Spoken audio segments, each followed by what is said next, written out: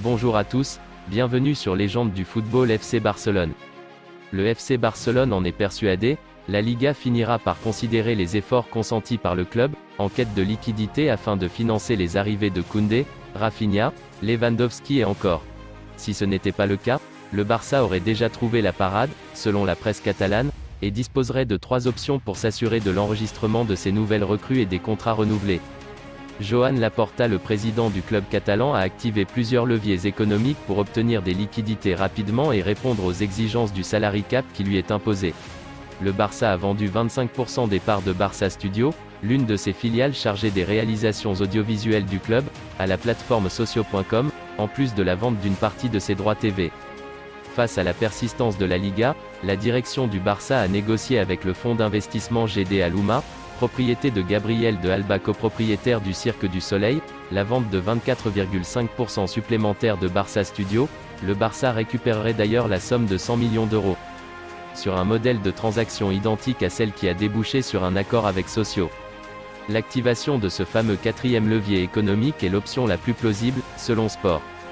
Si le plan devait échouer, le club aurait recours à une autre solution, laquelle consisterait à économiser sur sa masse salariale en rédigeant un nouveau contrat à Gérard Piqué. Le défenseur central verrait son salaire baisser considérablement, mais conserverait la même durée de contrat et resterait lié au Barça jusqu'en 2024. Selon Sport, Busquets serait lui aussi prêt à faire baisser son salaire drastiquement afin de faciliter son club et de voir les nouvelles recrues faire leur début sous le maillot blaugrana samedi prochain, 21 h, contre le Rayo Vallecano. Le FC Barcelone n'en a visiblement pas terminé avec les scandales.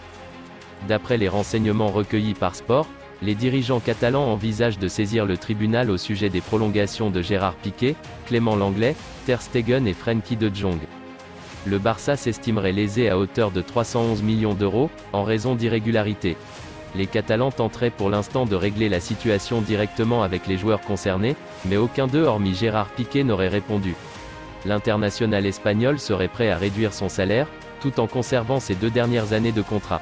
Selon le média, les autres joueurs pourraient perdre le bénéfice de l'accord conclu avec Josep Bartomeu et ses équipes. Le Barça étudie décidément toutes les solutions pour diminuer sa masse salariale. Le club espagnol serait par ailleurs sur le point de vendre 24,5% supplémentaire des Barça Studios, pour faire entrer 100 millions d'euros dans ses caisses. Sport confirme encore une fois aujourd'hui l'arrivée certaine de Marcos Alonso à Barcelone dans les prochains jours. Le latéral gauche espagnol a un accord pour un contrat de 3 ans et attend l'entente définitive avec Chelsea. Les deux clubs se sont entendus oralement sur un montant de 8 millions d'euros plus bonus, mais Barcelone ne fera pas d'offre officielle tant que les recrues précédentes ne seront pas validées par la Liga. Selon le journaliste spécialiste du mercato barcelonais Gérard Romero, le Barça aurait trouvé un accord avec Manchester City pour le transfert de Bernardo Silva, évalué à moins de 80 millions d'euros. Le journaliste indique que le Portugais pourrait rejoindre la Catalogne même si Frenkie de Jong n'est pas transféré, à condition que celui-ci accepte une prolongation avec une baisse de salaire. Le journaliste spécialiste du mercato barcelonais Gérard Romero avance que Manchester City et le FC Barcelone ont trouvé un accord pour le transfert de Bernardo Silva contre une somme avoisinant les 50 à 60 millions d'euros. Merci d'avoir regardé cette vidéo.